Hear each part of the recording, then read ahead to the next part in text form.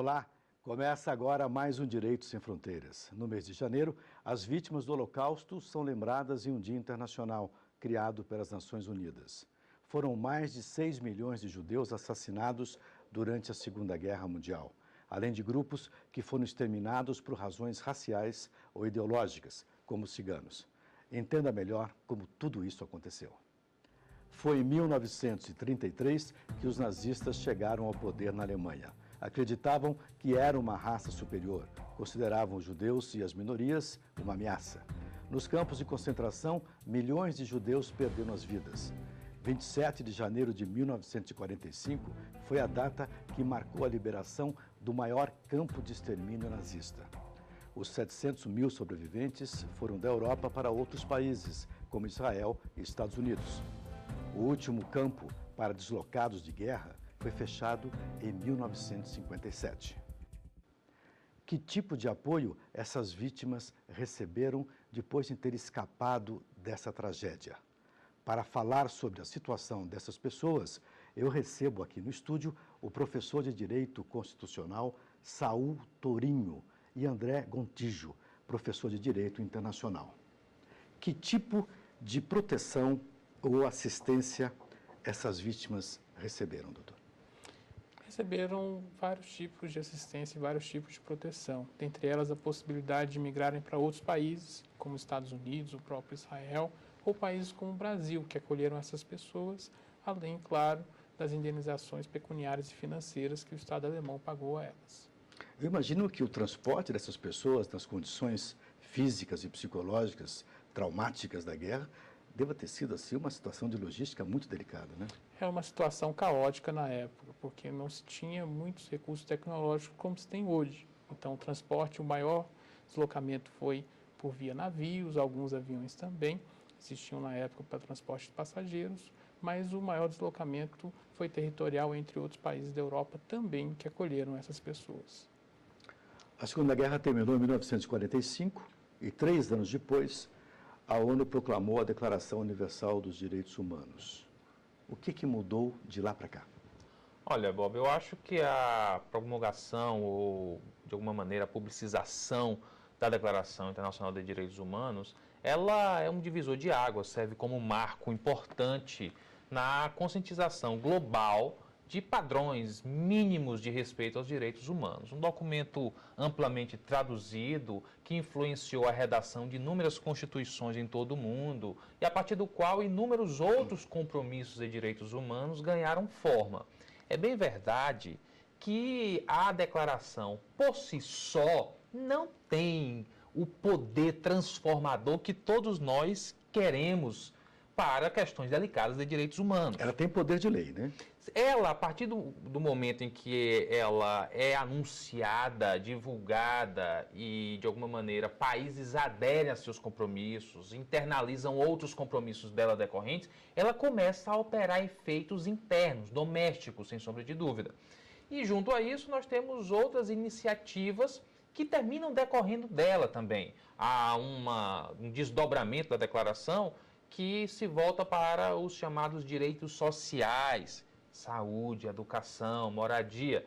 Então eu a entendo como um marco relevante, importante, fundamental, a partir do qual muitos outros desdobramentos foram sentidos em muitas comunidades. As vítimas do Holocausto, elas passaram a ter apoio de governo só depois dessa declaração? Ou já receberam mesmo antes? Elas já receberam apoios antes, em especial dos Estados Unidos e também até do próprio Brasil, que teve uma posição peculiar na Segunda Guerra, ora apoiando, né, o regime nazista, ora apoiando a força-tarefa que combateu os nazistas, mas de um modo geral, como nós somos sempre um país receptivo, recebemos também essas vítimas de guerra, que não foram só apenas judeus, mas também foram poloneses e até ciganos também. Esse apoio do Brasil ao eixo nazista se deu um pouquinho antes da guerra, né, com Getúlio. Depois o Brasil mandou soldados já para apoiar os aliados. Por isso que era uma posição dúbia em relação a isso. Né? Começou nazista e depois terminou libertário. Exatamente. Perfeito. Existiu alguma punição específica para a Alemanha pela barbaridade cometida? Isso é uma questão importante, Bob, porque quando a gente fala a Alemanha em si, estamos falando de uma nação soberana que, nada obstante, tenha sido apontada e continue sendo reconhecida como um estopim ao lado de Itália, posteriormente do Japão, nesse confronto que a gente chama de Segunda Guerra Mundial. Mas quando falamos Alemanha, uma punição à Alemanha, estamos basicamente falando de uma punição aos agentes do Estado alemão que ocupavam posições de relevo no modelo do sistema nazista, generais, pessoas bem posicionadas naquele regime nazista, e que terminaram sendo alvo de julgamentos. Acho que na sequência o André deve querer falar um pouco a respeito, chamado Tribunal de Nuremberg, o Tribunal Militar Internacional, que ficava na cidade de Nuremberg.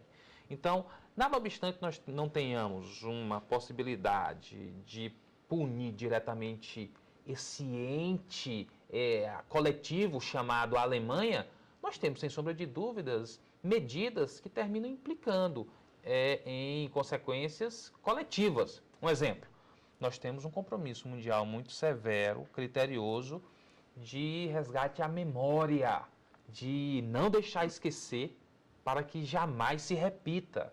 Então você vai em museus do Holocausto em todos os lugares do mundo. De alguma maneira a Alemanha ela exerce um papel relevante quanto a isso. Mas eu, respondendo a sua pergunta de maneira objetiva, penso que as punições se dirigiram, foram punições, o André falou nisso, como forma de reparação, variadas, e que, no que diz respeito à Alemanha, tentou alcançar as pessoas que ocupavam um papel de protagonistas. Que cometeram os crimes de guerra. Exatamente, que cometeram crimes de guerra, correto, André? Professor, além desses militares, a nação foi de alguma forma penalizada? Teve que pagar as despesas de guerra, depois houve dinheiro do Plano Marshall e tal, mas vamos começar a falar pela punição logo após o final da guerra. Sim, o contexto todo, né, do Estado alemão é um contexto interessante, porque hoje o que nós acompanhamos ou vemos são o que nós podemos chamar de justiça de transição ou justiça restaurativa. Temos exemplo atual, por exemplo, na América Latina, da Colômbia. Então, as Farc e o Estado colombiano estão fazendo um processo de transição para recuperar a paz. Esse processo aconteceu na África do Sul e na Alemanha foi um processo que aconteceu, uma justiça de transição, mas sem um documento oficial ou sem mesmo uma instauração de uma comissão institucional. O que aconteceu foram os países aliados, como Estados Unidos, França e Reino Unido, que colocaram algumas diretrizes e alguns parâmetros para que houvesse uma reestruturação, não só econômica, mas também uma reestruturação social dentro do Estado alemão. E militar também, né? Exatamente. Uma certa restrição ao uso de armamentos e Exatamente. tal. Outros países foram punidos também por esse manejo dessa guerra criminosa, não? Bom, nós temos esse contexto de Segunda Guerra Mundial, nada obstante nós tenhamos de um lado, como protagonistas, normalmente vem à lembrança, a Itália, a própria Alemanha e o Japão, nós temos outros aliados. A Espanha Franco mesmo ajudou. Teve um papel relevante nesse contexto. Quando você vai falar, por exemplo, da Finlândia, quando você pensa na Tailândia, quando você pensa na Hungria, são países que tiveram, em maior ou menor medida, uma participação. E aí sim, você tem a possibilidade de nações que foram invadidas pelas forças alemãs, também fazerem julgamentos domésticos de autoridades criminosas pelos crimes de guerra ou crimes contra a humanidade, que potencialmente, nada obstante não fossem alemãos, eram de países aliados. Então, de alguma maneira, nada obstante a Alemanha tenha sido protagonista na responsabilização, outros países também sofreram consequências por parte com o fim da Segunda Guerra Mundial. No caso da Áustria, eu acho que é um caso que merece um pouco de comentário. A Áustria, muita gente fala que a Áustria foi invadida. A Áustria convidou os nazistas para atravessarem pelo território e daí cruzaram para a Polônia. Quer dizer, a Áustria passou meio incólume nisso, né? Sim, exatamente. Além de ter abrigado as obras que foram roubadas durante o processo de invasão, obras da Grécia, obras de Paris, que ficavam no museu em Viena, se não me engano. E é um processo bem interessante, esse processo pós-Segunda Guerra, porque essa reparação ou essa transição algo que parece uma transição permanente. Então, recentemente, nessa década, a Suíça e os bancos suíços em especial, eles declararam um apoio, um aporte financeiro de 1 bilhão e 25 milhões de dólares para as vítimas do nazismo ou para as vítimas do Holocausto. Por quê? Porque houve o reconhecimento expresso, o reconhecimento histórico, e aí, entre aspas, não é o sentimento de punição, mas é o sentimento de reparação, ou seja, a transição para a paz. Então, houve esse reconhecimento desse sentimento de transição para a paz e o reconhecimento de quê? De que, na época, os bancos suíços adquiriram o quê? Os objetos valiosos, as obras de arte, né? As obras de ouro, né? Os produtos de ouro dos judeus. E com esses mecanismos, com esses instrumentos, com esses recursos, eles acabaram evoluindo e se tornando hoje uma nação financeira de um porte elevadíssimo. Então, através desse reconhecimento histórico, a gente pode perceber, bom, o faturamento financeiro desses bancos suíços não chega a 1 bilhão, né, de dólares, chega muito mais, mas é um reconhecimento dentro dessa perspectiva a nível cultural mundial. Inclusive, parte desse dinheiro, 50 milhões de dólares, salvo engano, vão ficar com os sobreviventes do Holocausto que vieram para o Brasil ou os seus descendentes. Perfeito. Nós voltamos daqui a pouquinho, não vai embora, o tema tá bom.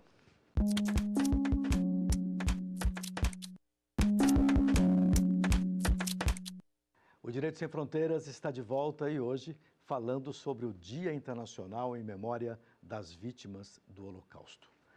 Houve alguma condenação exemplar que faça parte da história? Olha, se isso acontecer de novo, olha o que vai acontecer aqui. Bob, nós tivemos no dito Tribunal Militar Internacional, que nós normalmente nos referimos como Tribunal de Nuremberg, que ficava na cidade de Nuremberg, na Alemanha, nós tivemos entre outubro de 45 e outubro de 46 um julgamento de aproximadamente 22 pessoas da mais alta elite do regime nazista alemão, notadamente generais, pessoas oficiais de altíssima patente. E nesse julgamento nós tivemos condenações, absolvições, penso que 3 absolvições, mas tivemos condenações, dentre as quais se inclui condenação à morte, um exemplo para ilustrar, pela forca, e tivemos a condenação à prisão perpétua. Por um lado, sem sombra de dúvida, a ideia de uma condenação à forca de uma pessoa cujas atividades resultaram no Holocausto, ou contribuíram para o Holocausto, é a mais grave de todas as punições. Quantas foram? Nós tivemos, penso que 6 grandes oficiais, os mais simbólicos, os que tinham poder de decisão direto no regime, que foram condenados à morte, a pena de morte. Não só, forca foi uma, há outros tipos de cumprimento, acho que por veneno, tem outras formas também lá que eles aplicaram. Injeção. Agora, pegando a deixa do André quanto à justiça de transição e deixando muito claro que o modelo de reparação ele foi mais fluido, ele não foi institucionalizado e de alguma maneira concentrado numa comissão, concentrado num conselho, né? Os países aliados foram criando suas formas, implementando. É que, por exemplo, hoje, quando você vai fazer essa reparação, um exemplo, o apartheid na África do Sul, o André trabalha com a Colômbia, que é próximo a nós, no conflito armado das Farc, notadamente a ideia de uma pena de morte, hoje, ela já é uma ideia que já não contempla mais essas aspirações, porque você acha que a ideia do nunca mais, lembrar para que jamais se repita, pode ser alcançado por outros mecanismos. Todavia, acho que a ideia, o Holocausto, ele é muito forte e esse tipo para ser esquecido. E esse tipo de punição, ela tem um relevo simbólico que também compõe o imaginário coletivo quanto à reparação. Perfeito. Você estava comentando sobre os bancos suíços, né, o volume de dinheiro que transitou ali, dinheiro dos nazistas que foram depositados em bancos suíços, depois houve essa reparação. Você queria concluir o raciocínio? Sim, não. O fato da pilhagem, né, ou do roubo que ocorreu entre judeus, entre ciganos, entre poloneses e entre outras minorias, fez com que não só os bancos suíços fizessem essa reparação, inclusive uma reparação que atinge, que beneficia brasileiros aqui, que são descendentes né, dos sobreviventes do Holocausto, mas também a própria reparação da Alemanha como nação, ou como grande nação, fazendo com que haja negociações próximas com Israel, para a transferência não apenas de recursos financeiros, mas a transferência de tecnologias, de outras commodities, como forma de reparação. A própria construção de um diálogo comum com o leste europeu, em nível de reparação. Hoje, o Estado alemão é o Estado que mais acolhe pessoas no mundo. É uma grande nação que não apenas gerencia a União Europeia em termos econômicos, financeiros, mas gerencia em termos sociais, em termos de proteção de direitos fundamentais. E eu acredito que o Estado alemão tem cumprido a sua responsabilização no sentido de alavancar e não deixar esquecer e colocar outras atividades, outros temas dentro da pauta ideológica na proteção da pessoa humana, na proteção de direitos fundamentais, no desenvolvimento social, na expansão do conhecimento, não apenas o conhecimento científico, técnico-científico ou social da nossa parte do direito, mas também na expansão do conhecimento tecnológico como um todo. Acho que vale a pena a gente dar uma detalhadinha, você pode fazer um comentário em seguida? Bob. Que é o seguinte, a Alemanha foi destruída na Segunda Guerra Mundial, bombardeio, né, que não deixou dúvida para ninguém, milhares de aviões e tal, navios, etc. E depois houve uma reparação, quer dizer, houve uma necessidade de voltar a Alemanha a ser um país forte, coisa que nunca tinha sido tão forte, né? Hoje a Alemanha é um Estado que nunca foi antes, fortalecido, em função do Plano Marshall. Queria contextualizar um pouquinho essa situação. Como é que um país que entra numa guerra de uma série de crimes bárbaros, há uma reparação, há um julgamento e depois essa nação consegue se levantar de novo? Acho que todo esse conjunto sobre o qual o programa de hoje se dedica, reparações pecuniárias, limitações, por exemplo, que você deu, quanto a poderio militar, de alguma maneira a ideia de que a Alemanha ela precisava ao tempo ser reconstruída e planos econômicos de alguma maneira tentavam tirar a nação dos seus escombros. A geopolítica obrigou um pouco isso, né, professor? Houve uma necessidade, com o crescimento da Rússia, a Rússia como aliada dos Estados Unidos, né, dividiu já a Europa, parte do território. Imagino que esse redesenho e esse desenvolvimento focado na Alemanha tenha sido uma questão geopolítica também. Né? Também, sem sombra de dúvidas, influenciou, inegavelmente. E daí, hoje, nós temos um dos exemplos, o André citou a influência do pensamento alemão na rotina dos juristas brasileiros e de todo o mundo, a filosofia alemã, e, de repente, os tribunais que sucederam o fim da Segunda Guerra Mundial, o Tribunal de Nuremberg, mas não só ele, a própria Corte Constitucional alemã, construiu sobre os escombros do Holocausto a mais refinada jurisprudência sobre dignidade da pessoa humana. Então termina sendo um pouco, Bob, esse paradoxo. Então diz, olha, uma nação que de alguma maneira foi protagonista de uma guerra mundial que resultou no Holocausto, termina sobre os escombros, e de repente hoje é uma líder global na Europa, como parecia ser lá atrás o projeto nazista. O que não quer dizer que a Alemanha de hoje tenha essa ligação. Ela se reconstruiu agora como uma democracia respeitosa dos direitos fundamentais. Acabei de dar um exemplo, produziu a mais exuberante jurisprudência sobre dignidade da pessoa humana e ainda assim conseguiu ter a liderança no contexto global, passando aí uma mensagem de que é possível ter a sua liderança, ser uma nação respeitável, ocupar posições de destaque, respeitando os direitos das minorias. Desrespeito esse que resultou na Segunda Guerra. Então, de alguma maneira, foi uma reconstrução agora sob as bases que nós almejamos para todo o mundo. A perseguição aos criminosos de guerra, hoje, ela existe ainda? Ainda existem os caçadores de nazistas pelo mundo? Bob, acho que um dos grandes legados em termos jurídicos que foram construídos e deixados com o episódio do Holocausto foi o reconhecimento do que hoje a gente denomina chamados crimes contra a humanidade, de escravização, perseguição, baseada em questões, ou mesmo forçar deslocamentos, baseada em questões políticas, um preconceito político, ou religioso ou racial.